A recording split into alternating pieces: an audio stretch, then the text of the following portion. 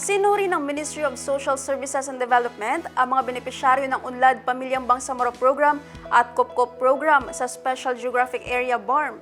Ang public service story sa report. Isinagawang monitoring noong April 10 at 20, 2026 sa Barangay Simsiman, Bayan ng Pahamudin. Noong April 10, sinuri ang 4 na benepisyaryo ng Kopkop Program upang matiyak na ang natatanggap na tulong pinansyal ay nagagamit sa pangangailangan ng mga bata tulad ng pagkain, edukasyon, kalusugan at ligtas na tirahan. Ayon sa MSSD, layunin din ng aktibidad na matiyak ang regular na pagpasok sa paaralan ng mga bata, mapabuti ang nutrisyon at masubaybayan ang kanilang kalagayan sa pamumuhay.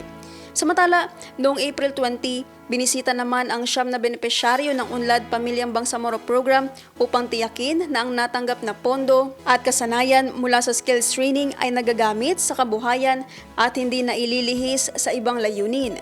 Isinagawa rin ang pag-update ng case study reports upang masubaybayan ang pag-unlad ng kanilang kabuhayang pang-ekonomiya. Ayon sa MSSD, layunin ng mga aktibidad na matiyak na ang tulong ng pamahalaan ay nagdudulot ng makabuluhang pagbabago at positibong epekto sa buhay ng mga benepisyaryo.